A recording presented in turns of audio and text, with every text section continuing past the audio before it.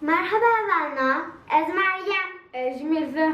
Eme İran ke Emin Mirza, hikayeti ke guhdar bakın. Kam des be bakın. Hostin Ecar. Zamanı beri mirove kabu.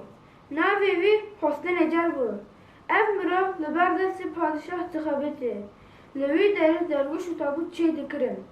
Rojekî padişah gazê wî kiriye gotiye. Ji derê 24 saat mihlet. Tu dê ji min re çil tabûtan çê bikî. Eger tu çê nekî, ez dê serê te jê bikim. Hostin Ecar heta wê rojê yeka padişahê xwe nekiribû didu. Difikire gelo dê çawa bikare karekî wiha bigihîjîne. Bi dilekî gul û xemgîn berê xwe dide malê. Jina wê dibîne kêfa zilamê wî ne li cihe. Jê dipirse û mijarê fehm dike. Li ber dilê wî dide û wiha dibêje. Hostin Ecar, razê wek her car. Şevveke dergeh hezar. Ji xwe re razê.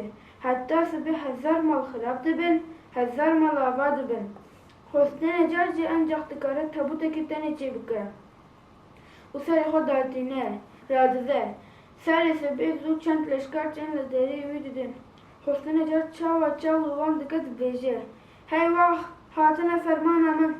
Lê belê ser leşkerî wan dibêje. Hostin Ecar, delez bike padişah mir. Jêrê tabûtekî tenê çê bike li ser wê yekî jina wî dibêje. Ma min ji te re negot, Hostin Ecar, razê wek her car. Şevveke dergeh hezar.